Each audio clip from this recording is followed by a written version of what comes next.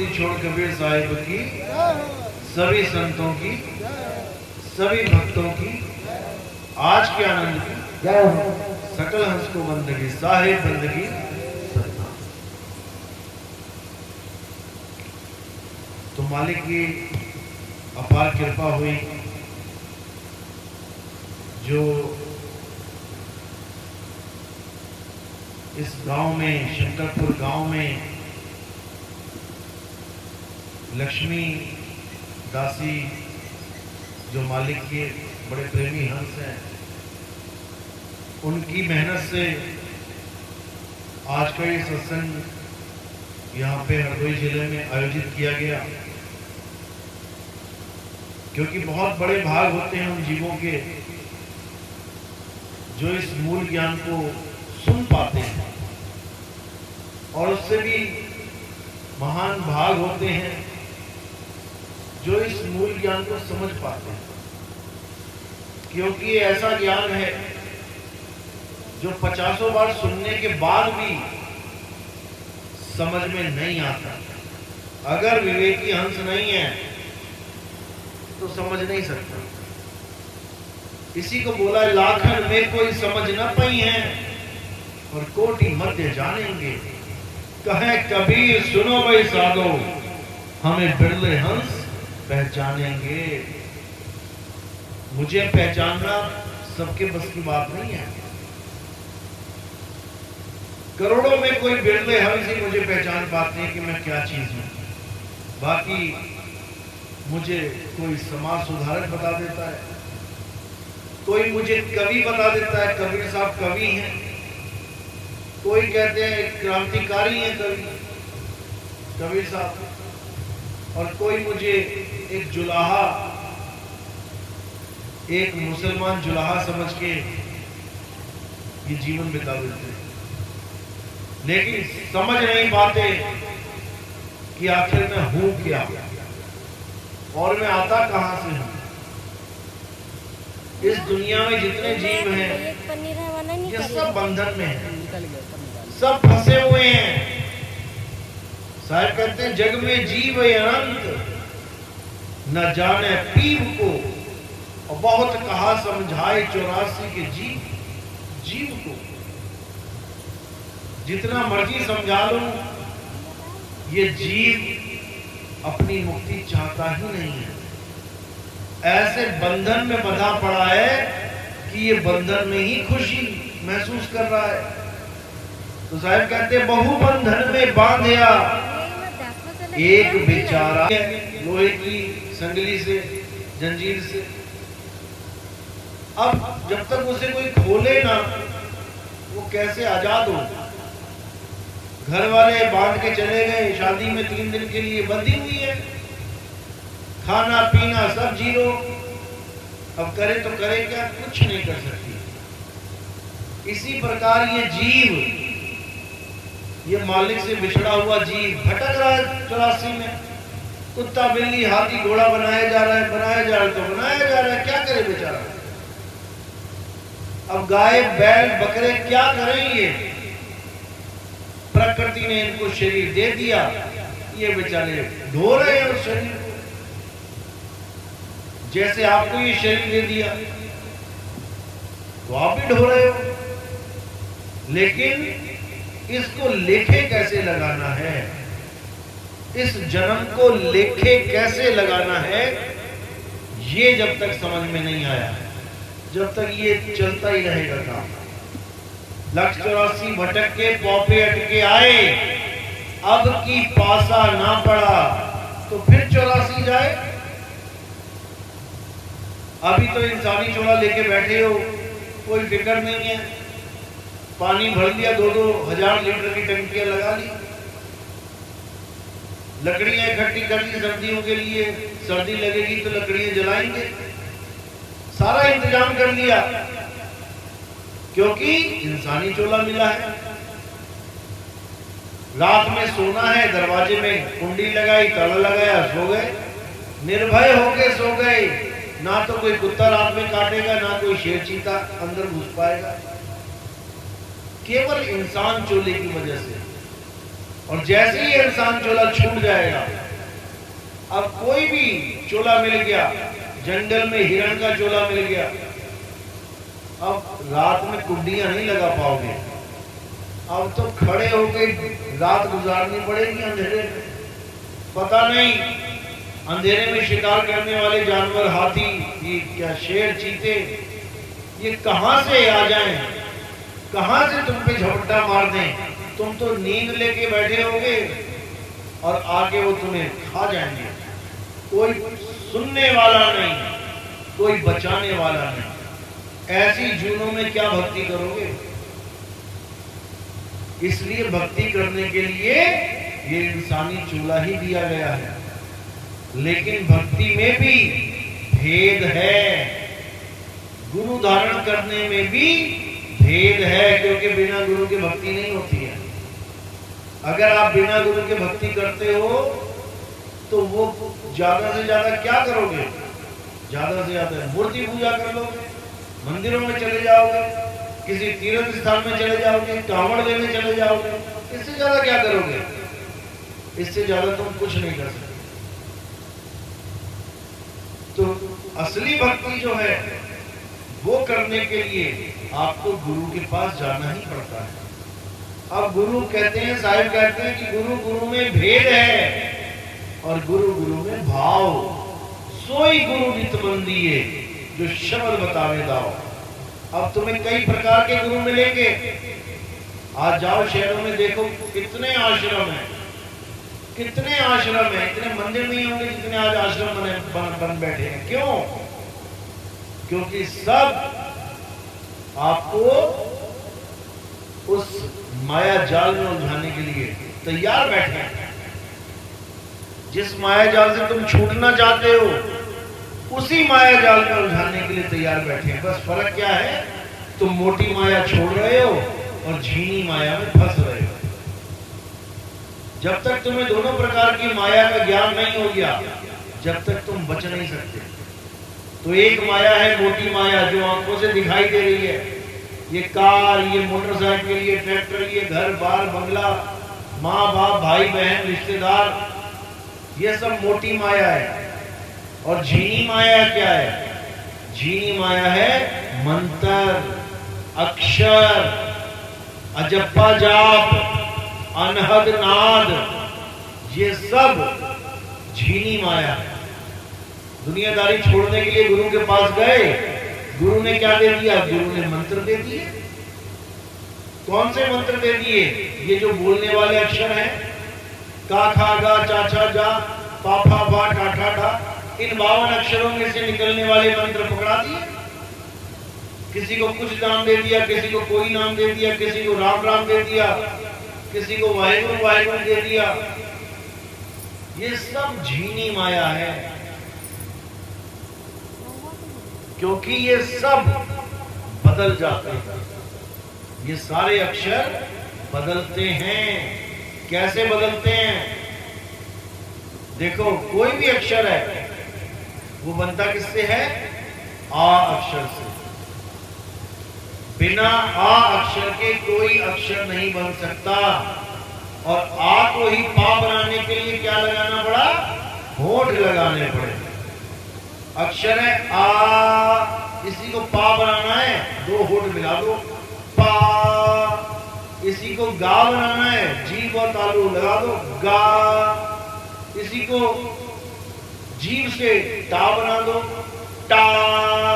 है आ ही अक्षर है, लेकिन आ ही का बन गया, आ ही टा बन गया। कैसे? इन होंठ कंठ जीभ से। और वापस फिर उसी में समा गया, आ में ही समा गया। जैसे पा बोला मैंने, पा, पा खत्म और आ में समा गया। अब यही माया है। अब यही सारे अक्षर माया हैं। और इस पूरे संसार को इन 52 अक्षरी रूपी माया ने पकड़ रखा है। सब अपने अपने गुरु से कोई ना कोई नाम लेके बैठे हैं और सोच रहे हैं हमारी तो मुक्ति हो जाएगी। कैसे हो जाएगी? क्योंकि मैं नाम जप रहा हूं, मैं गुरु के द्वारा दिया गया नाम जप रहा हूं। मेरी मुक्ति कैसे नहीं होगी? हर आदमी ये विश्वास करके बैठा है कि मेरी मुक्ति तो होनी होनी है। क्यों? क्योंकि मैं कोई मनमुखी साधना तो कर नहीं रहा, मैं वो काम कर रहा हूं जो मेरे गुरु ने मुझे दिया, और मेरा गुरु सच्चा है। कोई ऐसा भगत नहीं है जो ये कह दे मेरा गुरु झूठा है।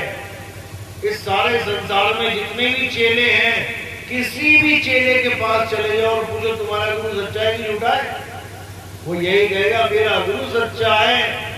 अब क्या सोच के उसने कहा कि मेरा गुरु सच्चा है? उसने यही सोच के कहा कि जो ज्ञान मेरे गुरु ने दिया है उससे ऊपर कोई ज्ञान ही नहीं।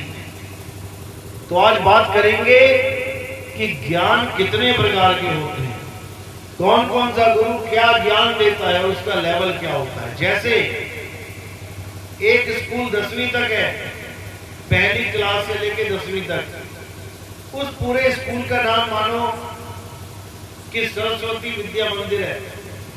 अब सरस्वती विद्या मंदिर में एक प्रिंसिपल है, एक ही स्कूल है, और उस स्कूल में 10 क्लासें हैं, और 10 क्लासों की जो स्टूडेंट्स हैं उनकी वर्दी भी एक ही है। मानो नीली पैंट सफेद कमीज पहनी है, सभी ने पहनी होगी। जैसी प्रेयर होती है, प्रार्थना, देखो सारे बच्चे खड़े होते हैं, एक सी यूनिफॉर्म पहन रखी है, एक सी यूनिफॉर्म है, एक ही स्कूल है, एक ही प्रिंसिपल है। तो इसका मतलब सारे बच्चे एक ही क्लास में हैं। क्या सारे बच्चे एक ही क्लास में हैं? नहीं। तुम छोटे से बच्चे से पूछोगे तुम कौन सी क्लास में हो, वो कहेगा कि मैं पहली क्लास में हूं। तुम बीच वाले बच्चे से पूछोगे हाँ भाई तुम कौन सी क्लास में है, वो कहेगा मैं 5वीं 6वीं क्लास में हूं। तुम बड़े बच्चों से पूछोगे हाँ भाई तुम कौन सी क्लास में हो, मैं 10वीं क्लास में हूं। सारे ही बच्चे एक ही स्कूल में एक ही प्रिंसिपल के अंडर बैठे हैं, लेकिन क्लास अलग अलग है। अब प्रिंसिपल को खूब पता है कि पहली क्लास का बच्चा कहां पे है, कहां बैठेगा, और 10वीं वाला कहां बैठेगा। प्रिंसिपल की नजर में 10वीं वाला पूर्ण ज्ञान है और पहली वाला अधूरा ज्ञान है। तो क्या वो पहली वाली क्लास को खत्म कर देगा अपने स्कूल से कि नहीं पहली वाली क्लास तो बहुत छोटी क्लास है, छोटा ज्ञान है, इसको खत्म कर देते हैं? नहीं खत्म करेगा, क्योंकि पहली क्लास में जो बच्चे बैठेंगे उनका विवेक ही उतना जाएंगे, फिर 1 साल दूसरी की पढ़ाई करके फिर तीसरी में जाएंगे। ऐसे करते करते 10 साल के बाद वो 10वीं क्लास में पहुंचेंगे। तो कहने का मतलब है कि परमात्मा एक है, लेकिन उसकी जो भक्ति है ये लेवल वाइज है। कोई नीचे की भक्ति कर रहा है, कोई थोड़ा ऊपर की भक्ति कर रहा है, कोई उससे ऊपर की भक्ति कर रहा है, कोई सबसे ऊपर की भक्ति कर रहा है, जिसको सत भक्ति कहते हैं। हमने वही समझना है कि हमारा गुरु किस लेवल की भक्ति दे रहा है हमें, क्योंकि अगर हमारी सबसे ऊंची भक्ति नहीं हुई तो हमें ये इंसानी चूल्हा हमारा बर्बाद हो जाएगा। क्योंकि ये एक जन्म मिला है और इसी एक जन्म में हमने पहली क्लास से 10वीं तक पहुंच जाना है। अगर हम 10वीं तक नहीं पहुंच पाए तो हमारी बेकदरी हो जाएगी। तो यहाँ पर जो गुरु बैठे हैं, कितने भी बैठे हैं, वो 4 प्रकार की भक्ति देते हैं आध्यात्मिक। बाकी गुरु हैं जो नदी नालों में छलांग मरवाने वाले, वो तो जाने दो। वो तो कहते हैं उधर नहा ले, उधर कर्म कट जाएंगे तेरे, उधर नहा ले, उधर मुक्ति मिल जाएगी। किसी को ऐसे मुक्ति नहीं मिलती, भूल जाओ। गंगा जमुना का पानी हमारे शरीर को साफ कर सकता है, हमारे कपड़ों को साफ कर सकता है, हमारे मन को साफ नहीं कर सकता। अगर मन को साफ करता होता तो हरिद्वार, ऋषिकेश, इन शहरों में आपको कोई ठग मिलता ही ना, कोई ऐसा बंदा मिलता ही ना जिसका जो विकारों से भरा है। मीट, दारू, अंडा, सिगरेट, जर्दा, पान, बीड़ी खाने वाला कोई बंदा मिलता ही ना, क्योंकि नहा नहा के गंगा में पवित्र हो गए होते।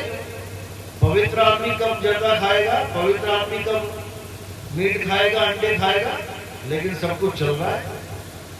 इसका मतलब जितना मर्जी नहा लो गंगा में, वो तुम्हारे मन को परिवर्तित नहीं कर सकते।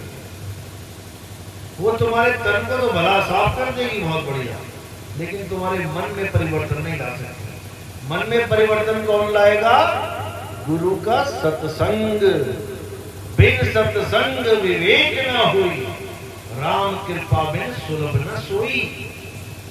तो सत्संग ही विवेक लेके आएगा, लेकिन सत्संग जब विवेक देता है तो बड़े बड़े लोगों के पैरों से जमीन निकल जाती है। क्यों? क्योंकि वो जिन गुरुओं के आसरे बैठे होते हैं कि मेरा गुरु मुझे मुक्ति देगा, उनका ये सपना टूट जाता है। क्योंकि उन्हें समझ में आ जाता है भले मैं वर्दी एक सी पहन के बैठा हूं, भले मैं स्कूल भी एक ही है मेरा, लेकिन मेरा लेवल बहुत नीचे का है, क्योंकि मेरा गुरु ही उस लेवल का है। लेवल का मतलब होता है भक्ति। कौन सी भक्ति गुरु कर रहा है और कौन सी तुम्हें करने को दे रहा है। इसीलिए साहब ने बोला गुरु गुरु में भेद है, गुरु गुरु में भाव, और सोई गुरु नित मन दिए जो शब्द बतावे दाओ। शब्द देने वाले बहुत सारे गुरु बैठे हैं, जहां मर्जी शब्द ले लो, और सभी ये कहेंगे हम तो सूरत शब्द योग कराने वाले हैं। अब नाम दे दिया है कबीर कबीर रटने को, सत साहिब, ओंकार, जो भी नाम दिया, अब कह रहे हैं हमने तो शब्द दिया है, सूरत को शब्द से जोड़ो मुक्ति हो जाएगी। कभी नहीं होगी, क्योंकि तुमने जो नाम दे दिया है वो जाप मंत्र दे दिया है, जिसके लिए कबीर साहब कहते हैं सबसे छोटी भक्ति, सबसे निचले लेवल की भक्ति क्या है? मंत्रों का जाप। जिसको बोला जाप मरे। अब इसके ऊपर क्या है? कौन सी भक्ति है? अजप्पा जाप की, जो श्वासों में मंत्र देते हैं। श्वास अंदर ली सो, श्वास बाहर छोड़ी हम, सो हम, सो हम, यही सारी उम्र करते रहो, यही सोम सोम चलता रहेगा। खाते पीते नहाते धोते। और कबीर साहब क्या कह रहे हैं?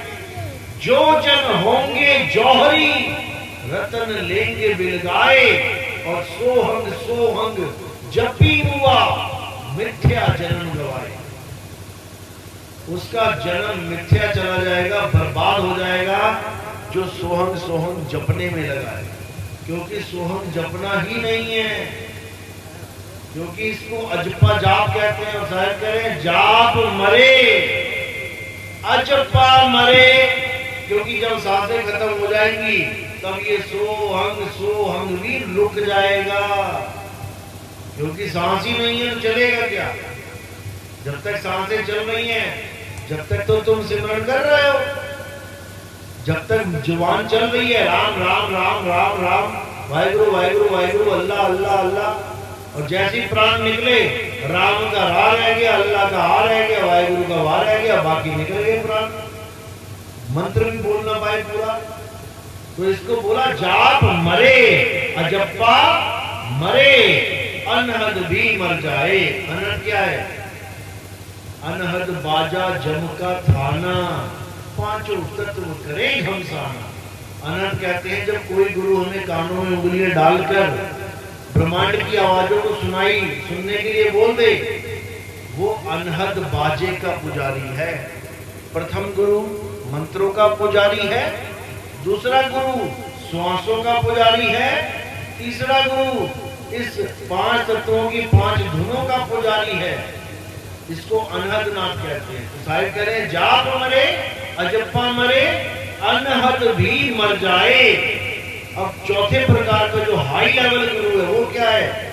सूरत समाए शब्द में, वाको काल न खाए। अब जो शब्द है जिसको काल नहीं खाएगा, जो उसमें समा जाएगा, वो शब्द क्या है? क्या वो कोई मंत्र है? नहीं है। क्या वो अजप्पा जाप है? नहीं है। क्या वो अनहद नाद है? नहीं है। तो वो क्या है? कौन सा शब्द है?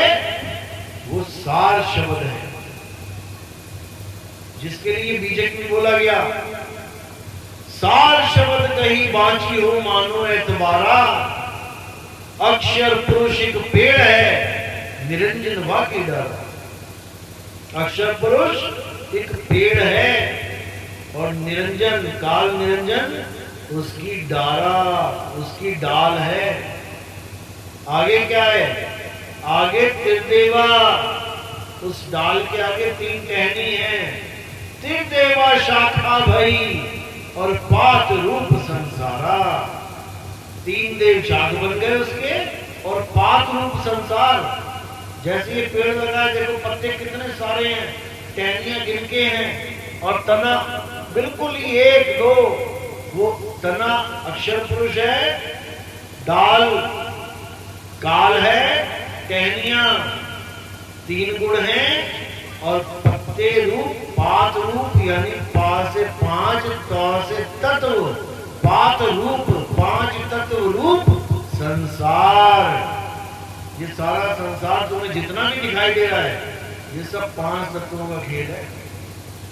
ये जो कार्य दिखाई दे रही है क्या है?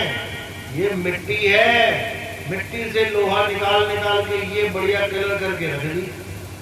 खड़ी करने दो इसको जरा कीचड़ में। एक साल यही कार धीरे धीरे जंग लग के भुर भुर के उसी मिट्टी में मिल जाएगी, पता भी लगी गई कहानी। तो ऐसे ही ये सारे संसार जितने भी गुरु बैठे हैं, ये सब माया ने जकड़ रखे हैं। अरे कासे कहूं सब जग अंधा और खेवण हार के गले में फंदा।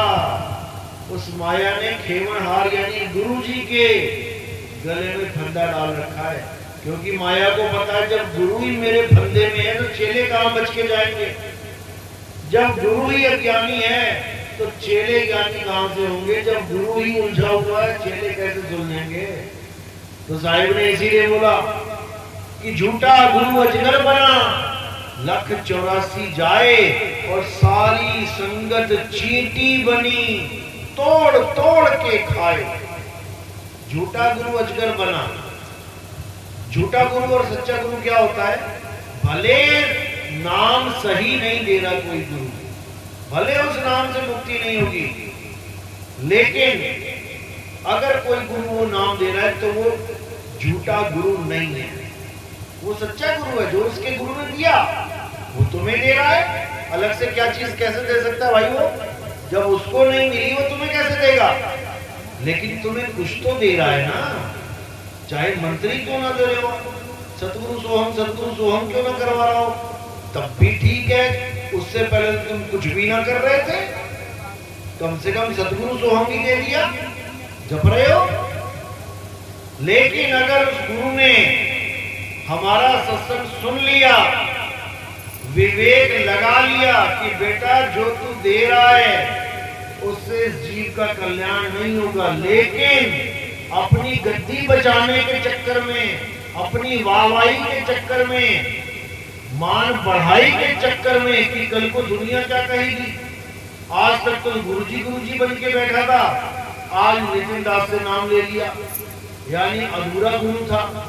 अगर ये लोक लाज दिमाग में रही और इस ज्ञान को, मूल ज्ञान को किनारे करके अपना वही पुराना ज्ञान परोसता रहा लोगों के आगे, अब वो झूठा गुरु है।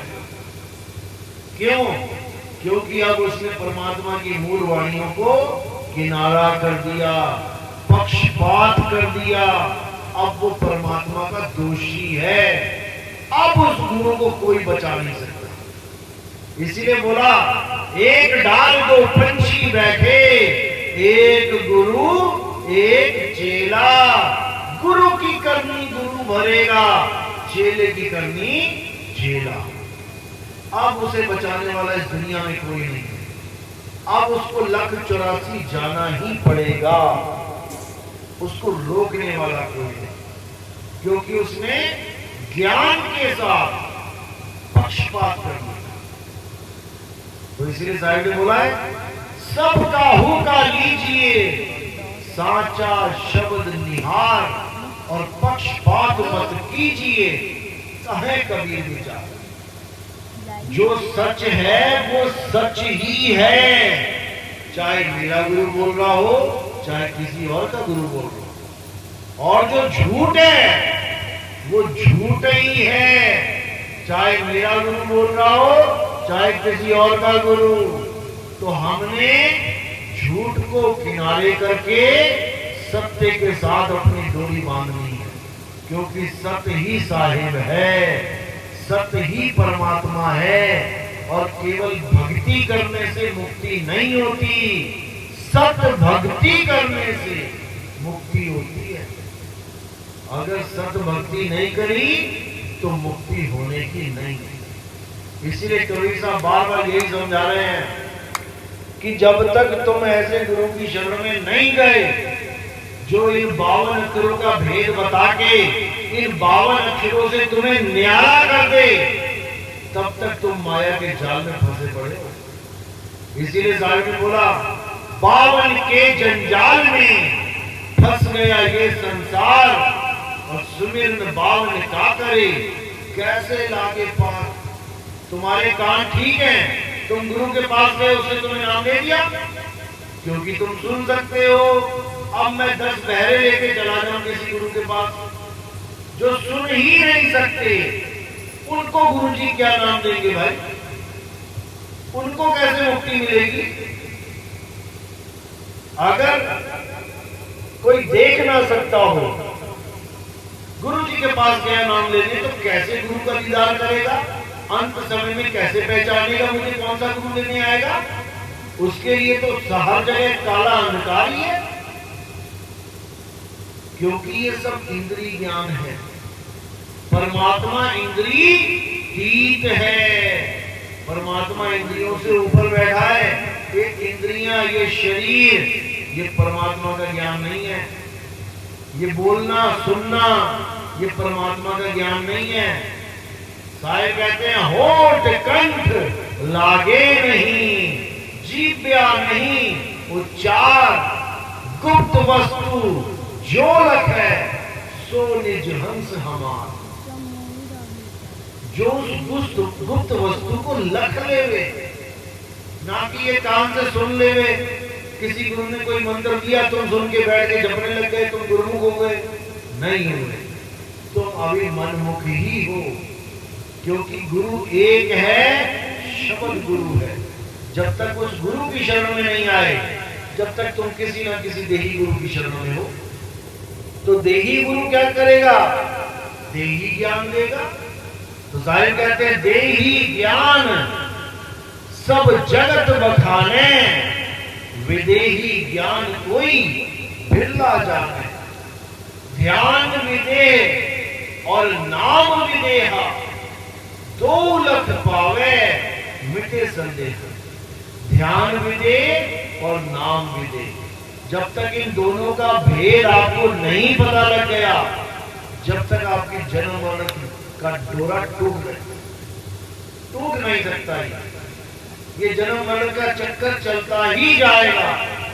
इसलिए गुरुओं से पूछो कि गुरुजी ध्यान विदेही क्या है? मैं विदेह का ध्यान कैसे करूं? आपने तो मुझे नाम दे दिए जपने वाले, मैं तो तोता बन गया इंसान से। राम राम राम राम राम तोता करता है पूरा दिन, राम राम वही मुझे बना दिया तुमने। अरे राम राम करता ये जग फिरे, राम ना पाया जाए। राम राम करने से राम मिल जाए तो पैसा पैसा करने से पैसा मिल जाए। क्यों जाते हो काम करने दुकानों पे? क्यों जाते हो मंडियों में काम करने? क्यों जाते हो रिक्शा चलाने? जब राम राम करके राम मिल जाएगा तो पैसा पैसा करके पैसा मिल जाएगा। जब प्यास लगती है तो क्यों भागे जाते हो नल के पास? बैठ जाया करो, पानी पानी पानी पानी पानी जप लिया करो पूरे विश्वास के साथ। लेकिन तब नहीं जपोगे, क्योंकि इतनी बुद्धि तो चल रही है कि भैया इन मंत्रों से कुछ मिलने वाला नहीं है। लेकिन जब गुरु के पास जाते हैं तो इस बुद्धि पे ताला लग जाता है। माया बुद्धि को लॉक कर देती है। हम गुरु को परख ही नहीं पाते कि मेरे गुरु ने मुझे क्या पकड़ा दिया। ये तो हमें जब कहीं बाहर से सत्संग मिलता है, तब हम विवेक लगा के परख करते हैं कि मेरे गुरु ने क्या दिया और ये महात्मा जी क्या बता रहे हैं। भाई ये तो जमीन आसमान का अंतर है। तब विवेकी हंस जागता है, तब वो उस घोंसले को छोड़ के अपने घर की तरफ दौड़ता है, क्योंकि 52 अक्षरों से ही काल भगवान ने सब जीवों को बांध रखा है। 52 से ही पकड़ेगा सबको। पतंग को डोर से बांधा जाता है और उड़ने भी दिया जाता है। पतंग सोचती है कि मैं तो आजाद हूं, देखो मैं कितनी कितनी कितनी ऊपर उड़ रही हूं। लेकिन हर पतंग एक डोर से बंधी है। 1 घंटा 2 घंटा घुमाएगा, उसके बाद चल मेरे भाई, फिर खींच लेगा। तो इसी को कबीर साहब ने बोला कि ये 52 अक्षर ही असली पौ है। पौ यानी माया। 1,84 भटक के पौ पे अटके आए, अब की पासा ना पड़ा तो फिर 84 जाए। पौ यानी माया, माया यानी 52 अक्षर। अब तुम्हारी जून में यानी इंसानी चोले में और मुक्ति में केवल एक चीज का अंतर है, इन 52 अक्षरों का। अगर तुमने जीते जी ये 52 अक्षर जपने छोड़ दिए और अपनी सूरत को उस असली सार शब्द से जोड़ लिया, तो ये माया तुम्हें भरमा नहीं सकती। तुम सीधे सूरत को शब्द में लगाओगे और सीधे शब्द में समा जाओगे। लेकिन अगर ये नाम जप रहे हो 52, तो तुम इन शब्दों को याद करोगे अंत समय में और तुम्हें कुछ प्राप्ति होने वाली नहीं है, तुम इसी में उलझ के मर जाओगे। इसीलिए साहिब बार बार समझा रहे हैं, 52 अक्षर लोक त्रय, सब कुछ इन्हीं माही, ये आखर खिर जाएंगे, वो आखर इनमें नाही। वो परमात्मा का असली नाम ये बोलने लिखने पढ़ने वाला नाम नहीं है भाई। बोलने लिखने पढ़ने वाले नाम काल भगवान के हैं, 3 लोक के हैं, 4थे लोक में इन नामों की कोई वैल्यू नहीं है। तो साहिब कहते हैं 52 अक्षर जीव आधारा, आदि अक्षर जीभ्या से न्यारा, वाही को सत सिमरण कहिए, सिमर सिमर नर उतरो पारा। बाकी 52 अक्षरी के जो नाम है वो असत सिमरण है, नकली सिमरण है, डुप्लीकेट सिमरण है, इंसानों ने बनाया है।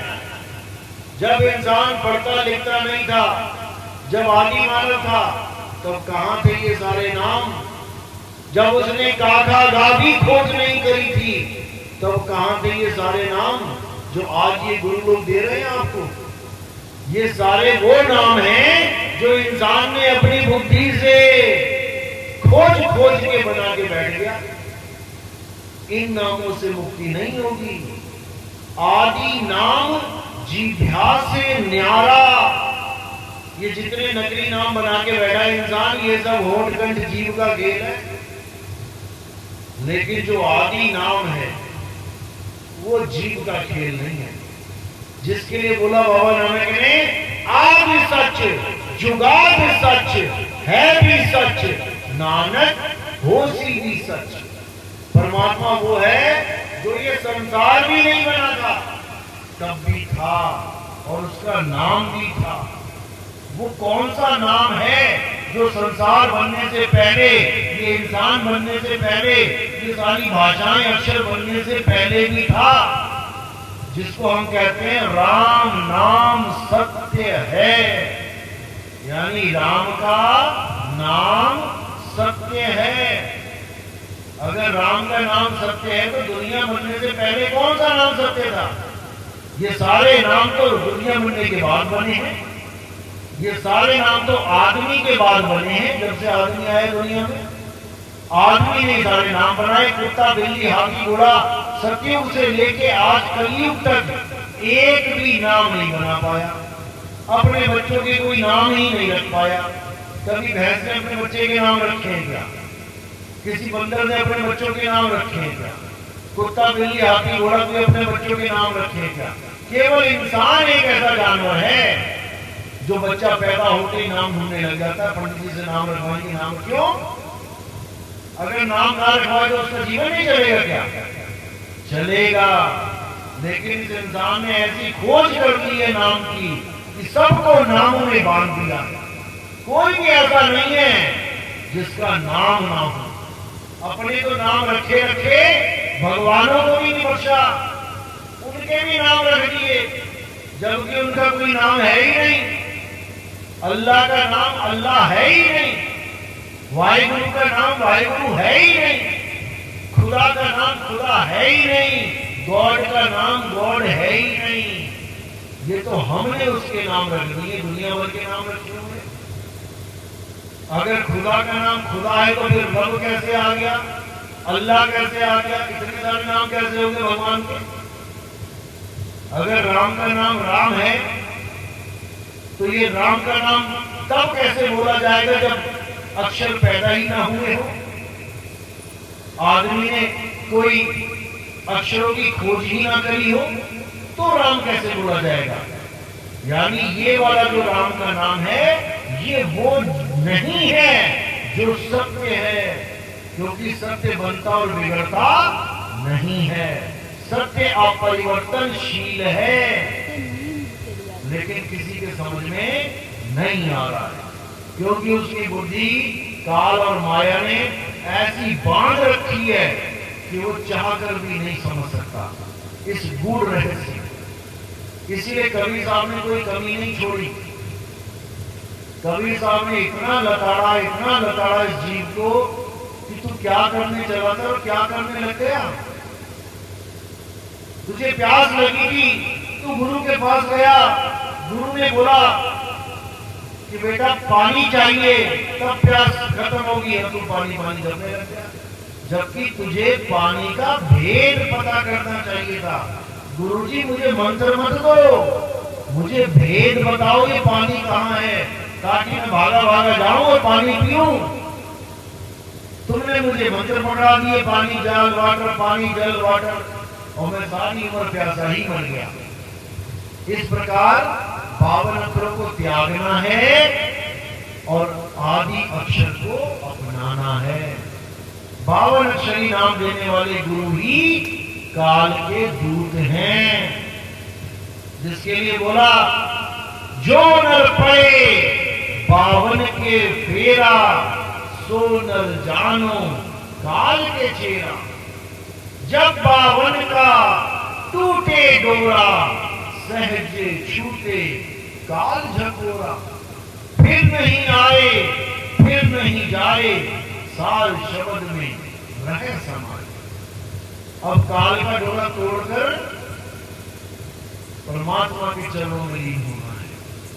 और परमात्मा के चरण ऐसे चरण नहीं है, परमात्मा के चरण है चरण कमल में।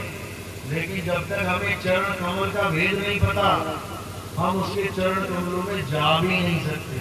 हम उसके नाम ही जपते रहेंगे जो किसी ने बना दिए हैं। तो इसीलिए जाप मरे जपा मरे, अनहद भी मर जाए, और सूरत समाए शब्द में, वाको काल ना खाए। कौन से शब्द में? साल शब्द में।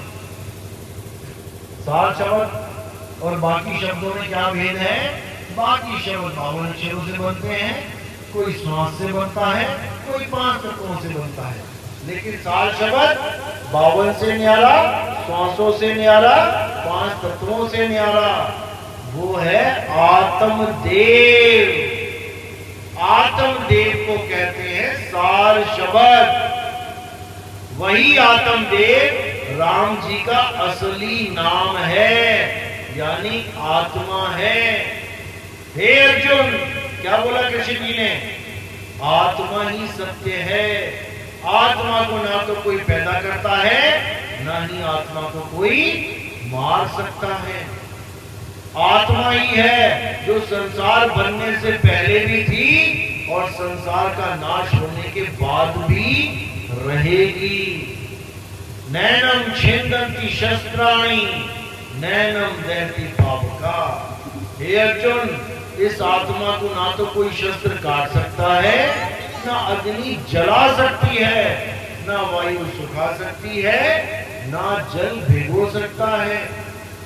ये वो आत्मा है, लेकिन हमें उस आत्मा का भेद पता नहीं है, इसलिए हम अक्षरों से प्रीति लगा बैठे हैं। अब अक्षरों को कोई क्या जला नहीं सकता, काट नहीं सकता। आप लिख दो कोई भी नाम, वाहे गुरु, रबड़ उठाओ, मिटा दो, मिट गया। ये कैसा नाम है जो मिट गया? अरे राम नाम सत्य है, वो कभी मिट ही नहीं सकता। वो कौन सा नाम है जो कभी मिट नहीं सकता? वो है आत्मा का नाम। क्योंकि राम जी कोई शरीर नहीं है, शरीर तो उन्होंने धारण किया है। कृष्ण जी, हनुमान जी कोई शरीर नहीं है, शरीर तो उन्होंने धारण किया है कुछ समय के लिए। जैसे सबसे पहले विष्णु जी ने किसका शरीर धारण किया था? पहला अवतार क्या था?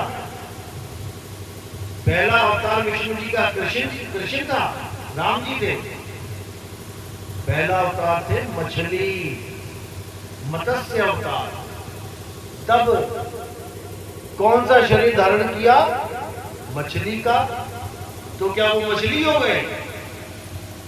अगला ही अवतार धारण कर लिया कछुए का। अब मछली कहां गई? अब मछली कहां गई? अब वो कछुआ हो गए। उसके बाद धारण कर लिया जंगली सुअर का। अब मछली कछुआ कहां गया? अब वो जंगली सुअर हो गए। उसके बाद आधा आदमी आधा जानवर नरसिंह अवतार धारण कर लिया। अब वो मछली कहां गया, सुअर कहां गया, वो कछुआ कहां गया? अब तुम उसको नरसिंह बना के बैठ गए। ऐसे ही अगला अवतार वामन का ले लिया, परशुराम का ले लिया, राम का ले लिया, कृष्ण का ले लिया। अरे भाई, जब मछली नहीं रही, उनकी देह बदल के कछुआ बन गई, तो राम और लक्ष्मण कैसे सदा रहेंगे? वो भी तो एक अवतार है। मछली सत्य नहीं है तो राम का भी शरीर सत्य नहीं है, कछुआ सत्य नहीं है तो कृष्ण जी का भी शरीर सत्य नहीं है। ये शरीर तो बदलते रहते हैं। कल को कोई बड़े से पक्षी का अवतार लेके आ गए तो राम जी की फोटो हटा के पक्षी की फोटो पूजोगे? भाई, राम और कृष्ण जी शरीर नहीं है, शरीर तो बदलते रहते हैं हर अवतार में। तो राम और शरीर क्या है? राम और कृष्ण जी क्या हैं? वो है आत्मा। हे अर्जुन, मैं और तू शरीर नहीं है, मैं और तू आत्मा है। शरीर तो इस आत्मा के कपड़े हैं जो हम हमेशा बदलते रहते हैं। आज आप नीली कमीज पहन के आ गए तो आपको लोग कहेंगे आप तो नीले हो। कल को पीली पहन ली, लोग आपको कहने लगे तुम तो पीले हो। फिर आगे हरी पहन ली, लोग तुम्हें कहने लगे तुम तो हरे हो। अरे भाई, ना तुम नीले हो, ना पीले हो, ना हरे हो। तुम जैसे हो, तुम रोज वैसे ही हो, बस तुमने कपड़े धारण किए, उतार दिए। इसी प्रकार राम जी ने आदमी के कपड़े पकड़े, यानी राम जी की आत्मा ने आदमी के कपड़े धारण किए, तो तुम राम जी को आदमी बना के बैठ गए। राम जी के नाम पे तुम एक आदमी की फोटो बना देते हो। आदमी क्या है? आदमी एक चोला है। जैसे गाय, बैल, बकरी, हाथी, घोड़ी ये चोले हैं, शरीर हैं, ऐसे ही आदमी भी एक शरीर है। तुमने राम जी को आदमी बना दिया, ये है राम जी, जबकि राम जी खुद कहते हैं कि मैं शरीर नहीं हूं, मैं आत्मा हूं। शरीर तो मर गया सरयू नदी में जल समाधि लेके, तो इसका मतलब राम जी मर गए? अरे भाई, राम जी नहीं मरे। कृष्ण जी के पैर में तीर लगा, शरीर मर गया, तो इसका मतलब कृष्ण जी मर गए? कृष्ण जी नहीं मरे। अब तुम्हें कोई गोली मार दे तो तुम मर गए क्या? तुम भी नहीं मरोगे। अध्याय दूसरा पढ़ो। हे अर्जुन, तू, मैं और ये समस्त राजा महाराजा जितने भी खड़े हैं कुरुक्षेत्र में, ऐसा कोई समय नहीं था जब मैं, तू और ये राजा महाराजा नहीं थे, और ऐसा कोई समय नहीं आएगा जब तू, मैं और ये राजा महाराजा नहीं होंगे। ऐसा कोई समय नहीं था जब हम नहीं थे, ऐसा कोई समय नहीं आएगा जब हम नहीं होंगे। तो किसने किसको मारा? किसने किसको मारा? अगर मर ही जाते तो फिर ऐसा कोई समय क्यों नहीं है जब नहीं होंगे? अध्याय 2 में साफ लिखा। इसीलिए बोला गया, हे अर्जुन, आत्मा अटल है, आत्मा सत्य है। आत्मा ही कभी आदमी का, कभी औरत का देह धारण करके आती है। आज आपको आदमी का शरीर मिल गया, आप अपने आप को सोच रहे हो मैं तो आदमी हूं। आज ही मृत्यु हो जाए और किसी लड़की का शरीर मिल जाए मां के गर्भ में, तुम ही लड़की लड़की बन के घूमोगे, मेहंदियां लगा के, लाली लिपस्टिक लगा के घूमोगे, क्योंकि तुम अपने आप को लड़की समझने लग जाओगे। जबकि ना तो तुम लड़का, ना तुम लड़की, तुम हो आत्मा। इस शरीर को छोड़ के जिस दिन जाओगे, उस दिन माँ बाप क्या बोलेंगे? मेरा बेटा मुझे छोड़ के चला गया। अब पहले का क्या बोलते थे, कब बोलते थे कि मेरा बेटा मुझे छोड़ के चला गया? जब तुम मोटरसाइकिल स्टार्ट करके घर से निकल जाते थे, तब वो बोलते थे बेटा तो चला गया मार्केट, क्योंकि शरीर चला गया। इसलिए वो कह रहे हैं कि मेरा बेटा चला गया। क्यों? क्योंकि वो शरीर को बेटा मान के बैठे। जिस दिन शरीर पड़ा रह जाएगा यहाँ पे, उस दिन तो बेटा कहीं नहीं गया ना, घर में ही पड़ा है। लेकिन फिर भी ये बोला जाएगा कि आज मेरा बेटा मुझे छोड़ के चला गया। अरे भाई पड़ा तो है, किसी को तो बेटा बेटा बोल रहे थे, चला कहां गया? कौन गया? जीवात्मा गई। जीवात्मा गई शरीर को छोड़ के। तो बेटा कौन था? शरीर था या जो चला गया? आत्मा ही बेटा था। लेकिन तुम अपने बेटे को कभी मिल ही नहीं पाए, तुम अपने बेटे को कभी समझ ही नहीं पाए कि मेरा बेटा है कौन, मेरी माँ है कौन, मेरा भाई है कौन।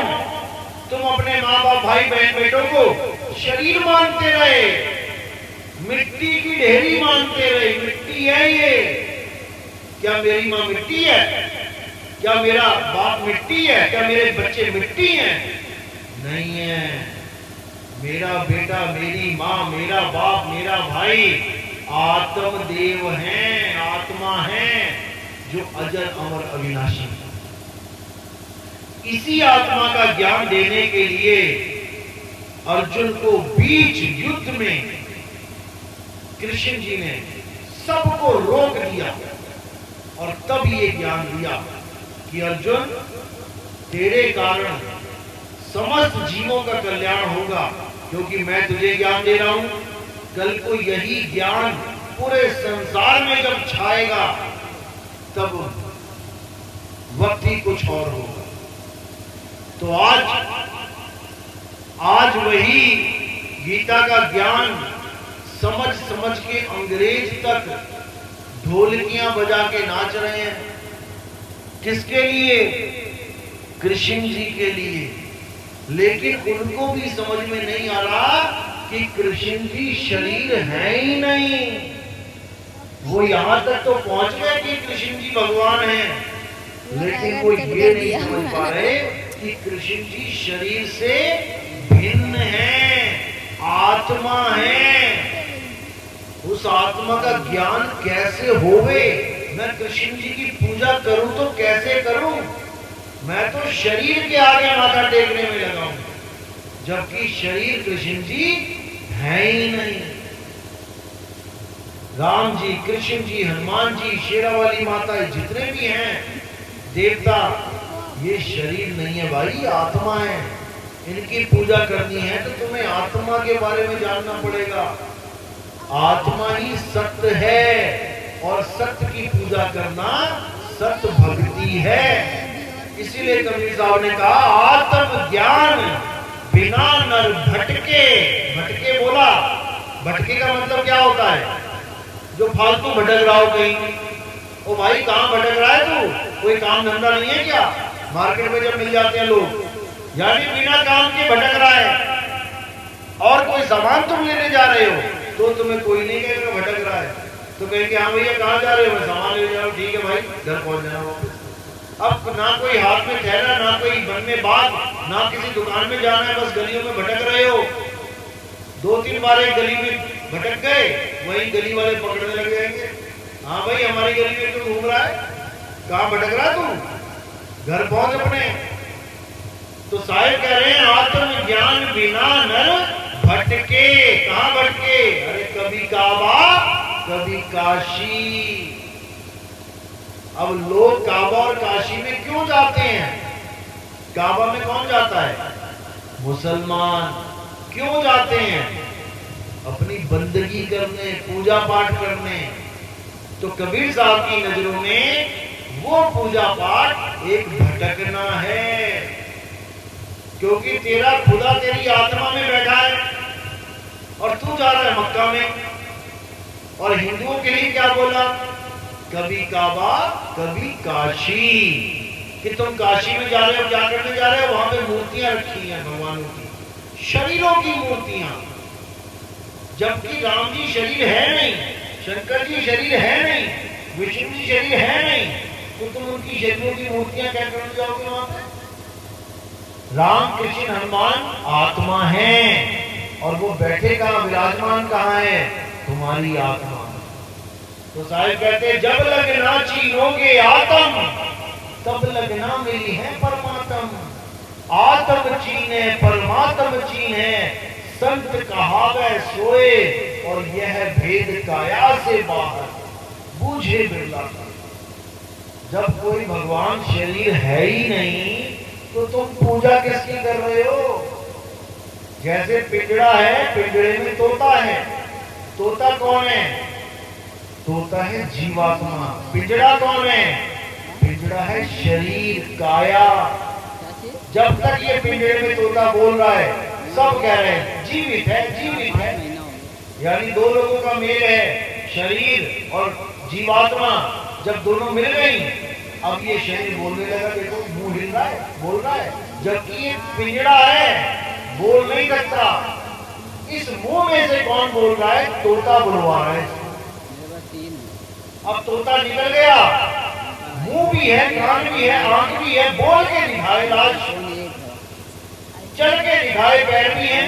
पहले तो बड़ा भाग रहा था, अब क्यों नहीं भाग पा रहा है? तो भाग ये रहा था कि तोता भाग रहा था? बोल ये रहा था कि तोता बोल रहा था? सुन ये रहा था कि तोता सुन रहा था?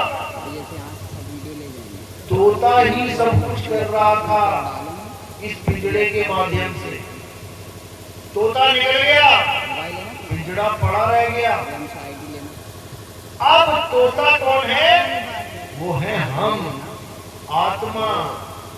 राम कह लो, कृष्ण कह लो, मैं हूं, आप हैं, माँ बाप हैं, भाई बहन हैं, वो सब तोता है, पिंजड़ा नहीं है। अब हमें पूजा किसकी करवाई जा रही है? तोते का तो हमें पता ही नहीं है वो होता कैसा है। जो दिखाई दे रहा है पिंजड़ा, उसकी पूजा करवाई जा रही है। राम जी के पुजारियों को राम जी के पिंजड़े की पूजा, कृष्ण जी के पुजारियों को कृष्ण जी के पिंजड़े यानी शरीर की पूजा। कोई नानक जी का पुजारी है तो नानक जी के पिंजड़े की पूजा।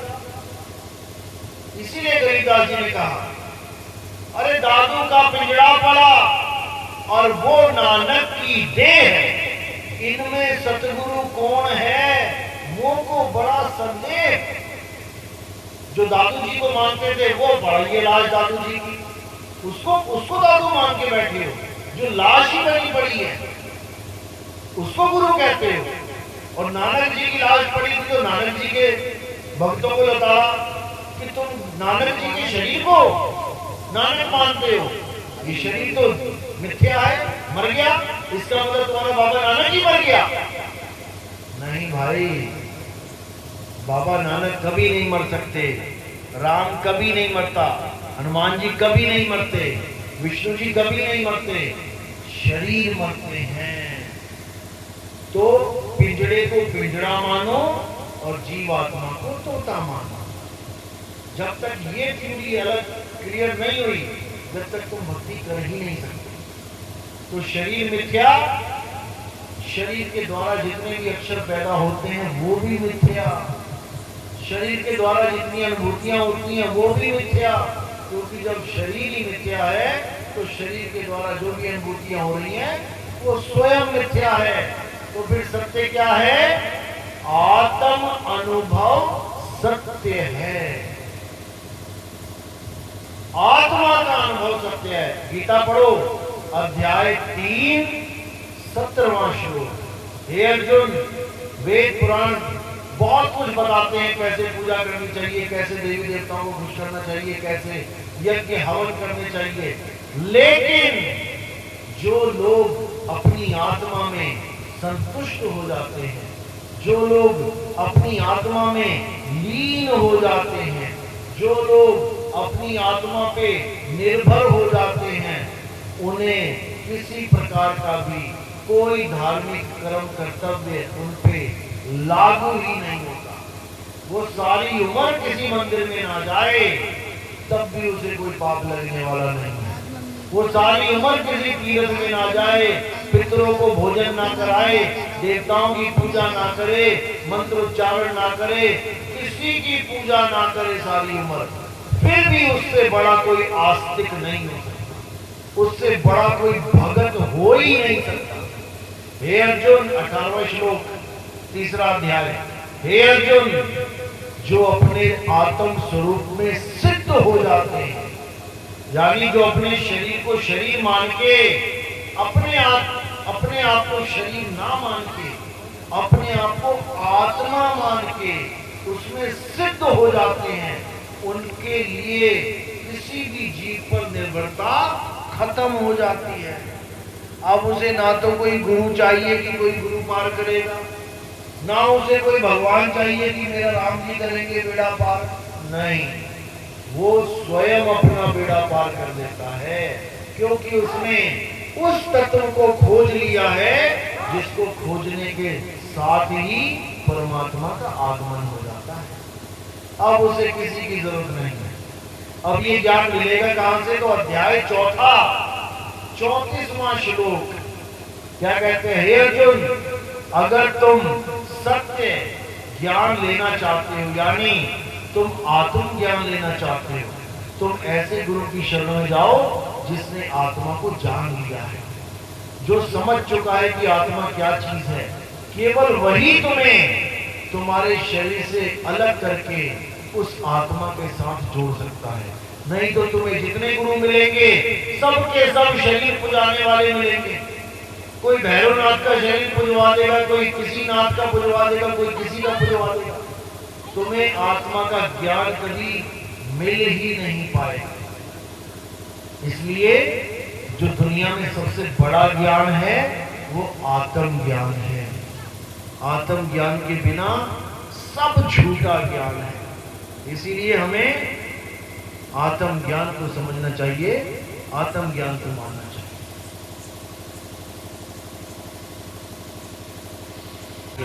तो आपका लेवल आगे से आगे बढ़ता जाएगा। पहली क्लास से शुरू करें, पहली, दूसरी, तीसरी, चौथी, पांचवी करते करते करते आपको 100 तक आते आते हर बुद्धि सुलझती हुई नजर आएगी।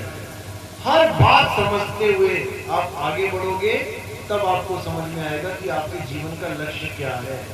किसी देवी देवता को पूजना या आत्म देव को जानना।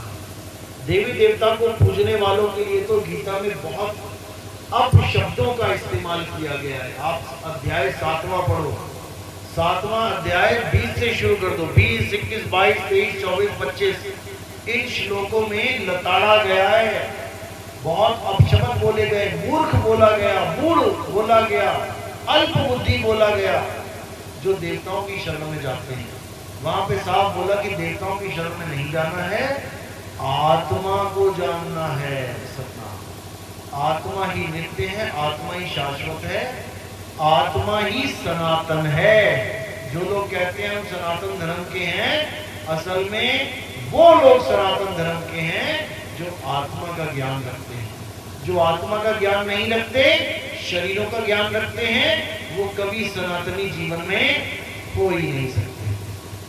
तो यही वाणी में विराम देता हूं और उम्मीद करता हूं आपको सत्संग समझ में आया होगा। और मालिक बख्शिश करे और विवेक बढ़ाए, ऐसा विवेक बढ़ाए कि इस पूरे संसार में एक सत्य का झंडा हो। हमारे वेद पुराण गीता भागवत कबीर वाणी कबीर मंसूर जितने भी ग्रंथ हैं उन सब का सार आपको समझ में आए।